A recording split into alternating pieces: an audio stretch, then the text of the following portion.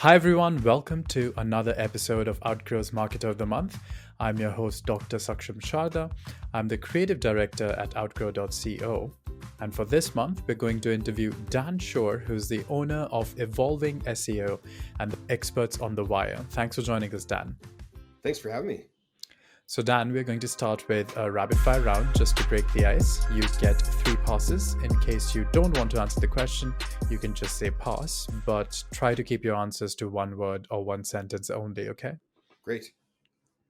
All right, so the first one, at what age do you want to retire? Never. How long does it take you to get ready in the mornings? Too long. Most embarrassing moment of your life? When I met Ben Folds, I was super awkward. Ben Folds is a famous musician. Okay. Your favorite color? Blue. What time of the day are you most inspired? 10:30 p.m. Fill in the blank. An upcoming marketing trend is blank. I know the ticking is going. Upcoming marketing trend. TikTok. The city in which the best kiss of your life happened. Uh, Dover, New Hampshire. Pick one, Mark Zuckerberg or Jack Dorsey. Jack Dorsey. How do you relax? Music. How many cups of coffee do you drink per day? When I'm drinking coffee, 3 to 4. When I'm not, none. A habit of yours that you hate.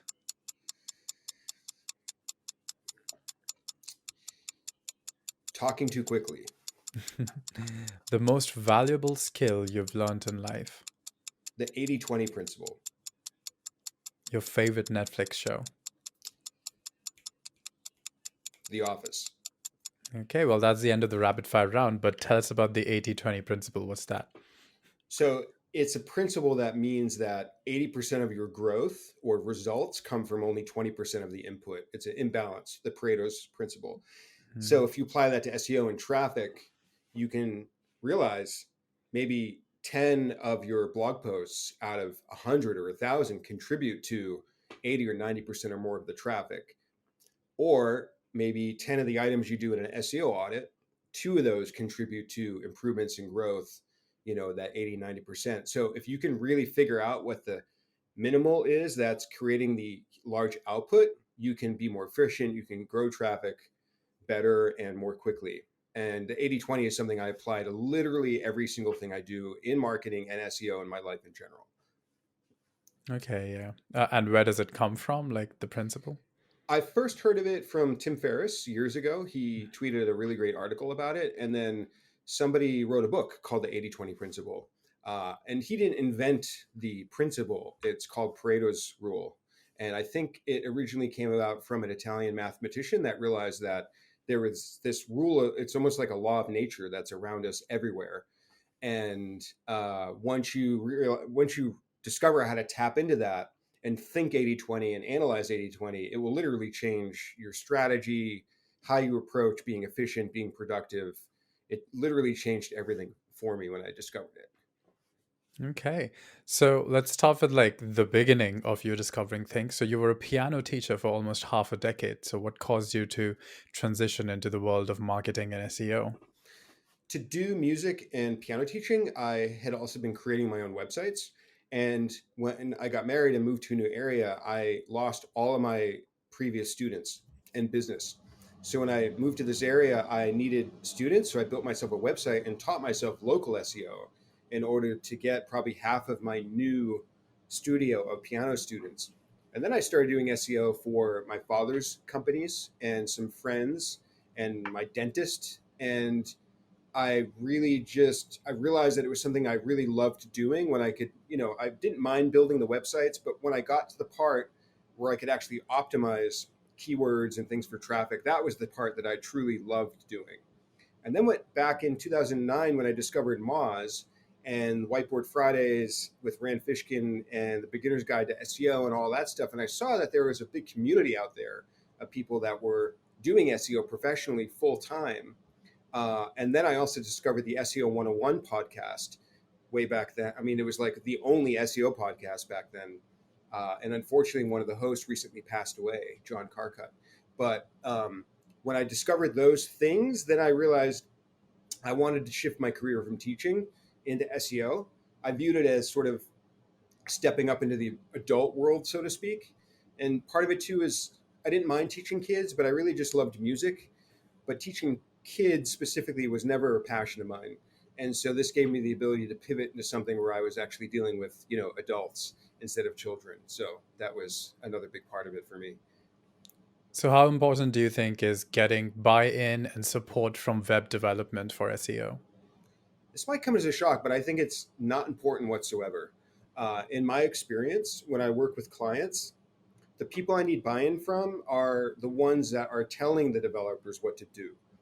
Now, that might sound like a little harsh, and I don't mean it to be harsh because I need the official buy-in from the VP of marketing or the CEO or the founder to then tell the developer what to do. But you actually do need a bit of an emotional buy-in from the developer because their boss could tell them you need to do these items on the SEO checklist, but they might do it quickly or do a bad job or do it with a little bit even resentment, even if I'm at least not respectful of their job and their craft and what they're doing and delivering recommendations to them in a way that is clear and understandable. So it's not that I don't want to win over the web developer. It is actually important to get an emotional buy-in from the web developer because ultimately they are the ones that need to execute on the recommendation. So if I don't at least develop a positive rapport with them, they might do something, quickly or not totally well, or even with a little bit of resentment. And we don't want that to happen either, right? We want everyone to work together as a team. So ultimately, the official buy-in does need to come from the founder, CEO, owner, VP, whoever that is. But there does need to be an unofficial buy-in from a web developer as well. So I like to think of it as like official and then more of an emotional buy-in and separate it that way. And what are your views then on the new Google helpful content update? What do you think about Google identifying content that is designed to rank well in search but is not useful to users? I think a lot of these updates for Google are PR. In other words, there's been a lot of concern and talk lately from users and the public about Google getting worse, results not being helpful. You Google a recipe, you land on it. I don't know if you've seen a recipe website lately, but it is completely littered with ads and pop-ups and stuff everywhere. It's practically unusable. Not to mention all the recipe writers thinking that they have to tell you a 2,000 word story about their grandmother before they even get to the recipe widget, which you can't even find. And so Google's had a little bit of a content quality reputation problem. So I do think, for better or for worse, that sometimes these announcements like helpful content update are a little bit for PR. Because when you think all the way back to what really does anything really make Google different from any other search engine like Bing or DuckDuckGo? Like, how do we really know we're actually getting the best result? And I think that we actually don't necessarily. I think a lot of it is branding and Google making us believe through PR and marketing that they have the best results. And sure, they have some great features like featured snippets and widgets and things like that that help you find answers more easily. And they certainly innovated in that way. But if you break it down to just the 10 blue links and a traditional result when it comes to a search engine, I don't necessarily think Google is so much better than other search engines that they deserve 90% or more of the market. So they're doing this for PR because they want people to continue believing that they have the best results. Now, sure, are they going to derank AI generated content? Probably. Let's hope so. Will they derank things that are excessively spammy or there for keywords only to boost up affiliate links or whatever it might be? Sure, they'll probably be doing that as well.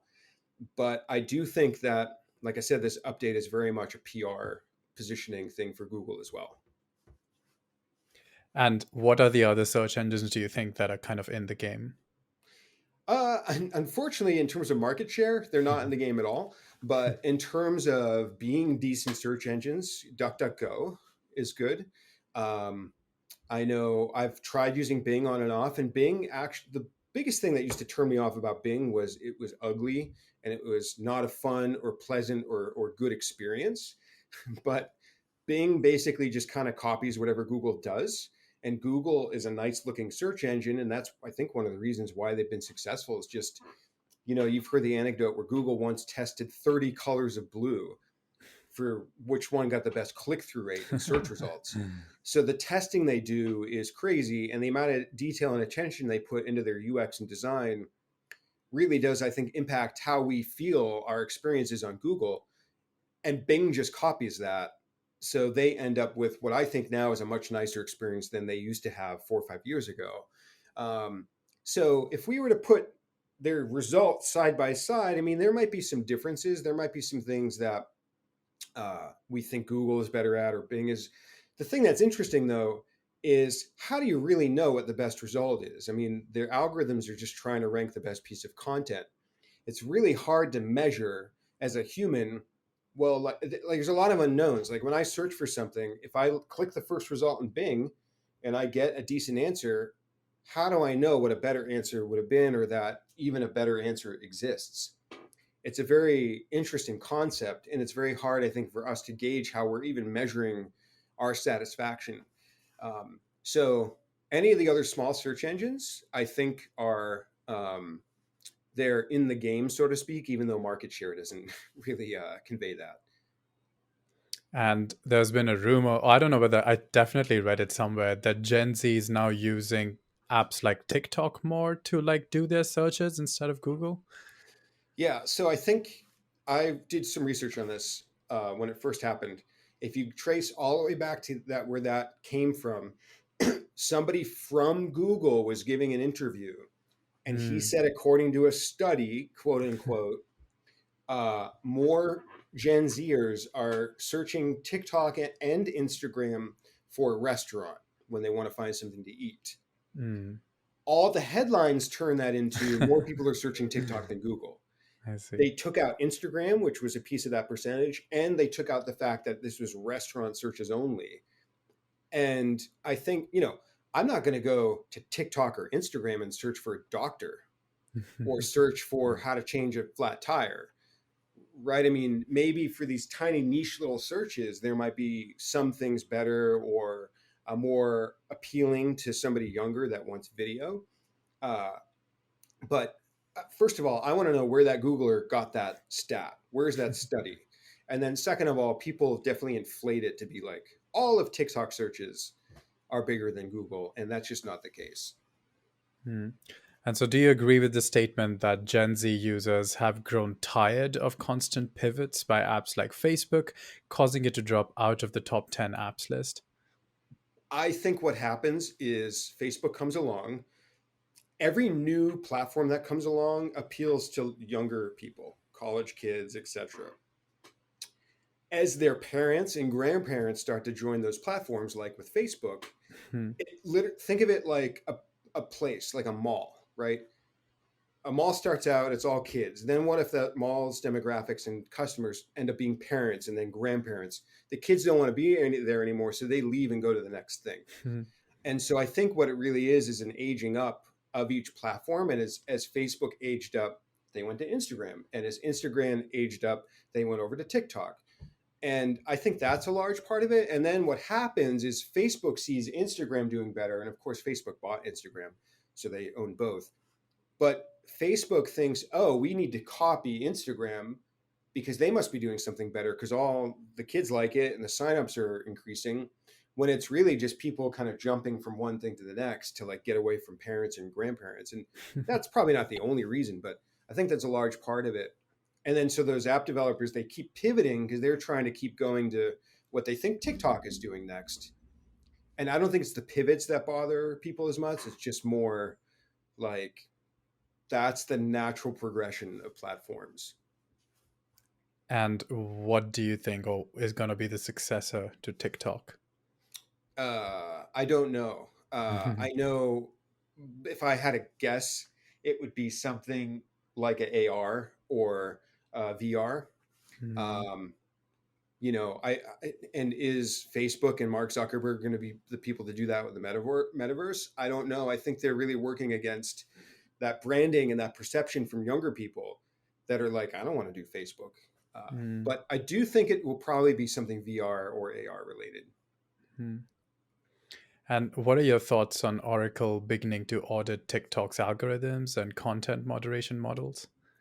I think it's smart. I think that whether TikTok becomes a big search engine, it's quite clear that they are the most influential platform right now when it comes to how people are creating content, how people are discovering new things. And you look in Google, you look at all the Google searches people are doing to find things on TikTok, right? Whether it's a trend or a Hmm. person or whatever it is. And it just goes to speak like search volume conveys how popular something is. So I think it's smart. I think that I thought 3 years ago I was late when I started thinking about TikTok in terms of social media marketing for clients. And I still think maybe I'm a little late right now, but I still think in reality, it's actually a little early. I think that you're seeing a lot of B2C type content on TikTok, but eventually all the B2B stuff's going to be on TikTok as well. And I think that's when you're seeing things really start to mature, is when all the B2B content starts to move to a platform, which is sort of happening, but not quite yet. And what are some industries in which B2B content is doing well on TikTok? B2B, I think there's people that teach marketing on there, but I Hmm. think they're still teaching it to individual people. I don't think that a VP of marketing is on TikTok yet Hmm. looking at that marketing content. I think it's still the stuff I see in terms of marketing is still geared towards the independent blogger or affiliate marketer and things like that. And I'm not enough in the know of other B2B industries to know what else is being successful there on TikTok. I'm only a little familiar with the marketing. And like I said, everything else I've seen successful there is more B2C oriented right now. But then in that case, in the case of Instagram, what kind of B2B has kind of established itself there now that we are seeing the move away to TikTok? B2B, I'm definitely less familiar with what's being Hmm. successful on Instagram. I go there and occasionally will post a photo or something like that, but um, I do very little actual marketing work on Instagram. I've ended up sticking to, uh, besides SEO, YouTube, TikTok, and LinkedIn are the three biggest platforms that I feel as a practitioner, that I know how to optimize for them and how to help companies be successful there. Instagram, I feel like is there your visibility is dwindling there, just like it was in Facebook years ago, where your reach is getting really, really small. So if a business comes to me and they're like, well, what should we do? Should we do YouTube, TikTok, or Instagram or LinkedIn? If they're B2C, absolutely TikTok and YouTube. Instagram only if they have extra resources, and maybe it's a really visually appealing product like food or fashion or something like that. And then if they're B2B and they're asking about those platforms, I say LinkedIn and YouTube, and experiment with TikTok.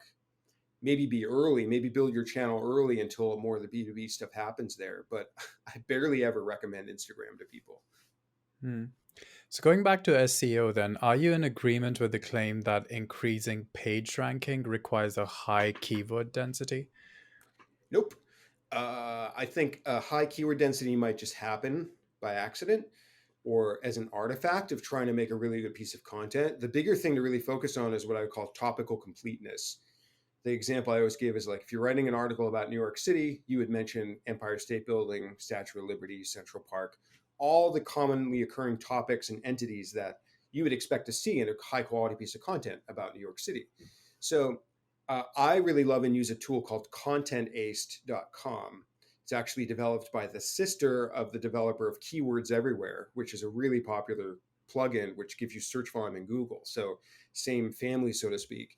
And Content Aced, if you plug in a keyword in your content, it will tell you all the topic gaps that are missing from your piece of content.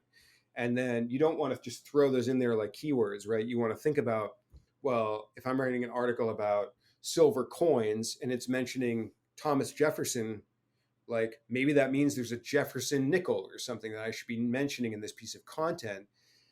And you want to think about, is the topic suggestion the tool giving me, is this like relevant, or is that maybe something to kind of, so you need to think intelligently about it. Content-based is a little similar to a tool like ClearScope, which probably more people have heard of. But it's this idea of being topically complete. And if you're topically complete, then you're likely getting a decent density of keywords. But I hesitate to even use that phrase because we know Google doesn't look at that. They don't use TF-IDF, which is term frequency inverse document frequency. They don't use these more older versions of information retrieval like algorithms to look at density of keywords. They're going to use more of a topical completeness kind of thing because Google's trying to understand content like us as humans understand content. So they're much beyond keyword density stuff. So what exactly are they looking at? So as I mentioned, topical completeness. Other things they may look at is sentiment. So if you actually use Google's natural language processing free widget and you plug in content there, it will tell you if that content is negative, neutral, or positive in sentiment. So like a story a long time ago, I was working for a client that was selling engagement rings, and all their competitors' content was off the charts positive. Because if you're getting engaged, you are hopefully that's the most positive, happy thing that happens in your life, right? Or one of, other than maybe having a child or whatever. And therefore, your content needs to be super positive sentiment. And if Google sees that your content doesn't match the sentiment that people might expect or look for, that could also be a negative ranking factor as well. The other thing to look at too is the spectrum of, so you asked about what are they looking at instead of keyword density. Think about the spectrum of informational to transactional content and language. So if you're writing a top of funnel informational blog post, that the language in that post should be informational in nature. It should be about the what, the why, the how to, etc. It shouldn't have as many words like for sale and purchase and buy. It shouldn't have product widgets. And Google's looking at where on the spectrum is your content informational to transactional. And your content needs to match the intent of the search query, right? So one of my clients sells precious metals, and they have these buyer's guides where they actually rank for things like buy silver with a piece of content, not a category page, but that piece of content is very down the funnel and transactional in nature. And it can't just say buy silver in the title, right? Like your title tag's not going to fix a piece of content that doesn't match the intent of the searcher. The other thing to think about too is writing clarity. So a tool like HemingwayApp.com, I use all the time. It's free, and you put your content in there, and it will tell you, it will highlight all the very hard to read sentences, all the hard to read sentences. It will give you a rough reading grade. And I've had some clients just clean up the writing quality of their content and have it rank a little bit better. Because Google is trying to read content like a human. They're trying to use natural language processing to understand what a piece of content is about. And if the writing is unclear, they're going to have a harder time understanding the content, just like we do. So that's something really important as well. And then one last thing I'll mention is thinking about the level of your reader. So if you Google SEO, you're going to see beginner's guides ranking there because the Google search SEO is likely somebody that's a beginner, right? It's not an advanced search. But if you tried to do an advanced guide to SEO and you had language and content in the content itself that was more advanced in nature, you would have a very hard time ranking just for the word SEO because it's not targeting the right audience. So those are several things to think about way beyond just keyword density. And now switching to LinkedIn, do you agree that the depth of insight is critical in addition to writing on a consistent basis to generate a high level of reader engagement? I think consistency barely matters on LinkedIn. I think if you want to accelerate your growth, you're going to post there very often. So that might mean consistent, like once a day or 3 times a day or something like that. But I barely posted at all on LinkedIn for months. And then I did 2 posts, and each one of those got, I think, over 3,000 or 4,000 impressions each, right? and I have a decent amount of connections and following that I've built up over the years on LinkedIn. But in other words, the LinkedIn algorithm still works for you. Whereas even if you don't have a large following or you don't post often, if you post something good, so the first part of that question being like, I think, is it high quality and written by an expert and that kind of thing? That's more important than LinkedIn. Because I see people post every day that just aren't interesting and they don't do well. They might get a couple thumbs up, or they might just be sharing a link or something like that. But it's really the quality of the post in LinkedIn that I've seen make is like the number one thing for success there. Okay, well, that was the last question. Thanks everyone for joining us for this month's episode of Outgrow's Market of the Month. That was Dan Shure, who is the owner of Evolving SEO and the host of Experts on the Wire. Thanks for joining us, Dan. Thanks for having me. It was fun. Check out their website for more details, and we'll see you once again next month with another Marketer of the Month.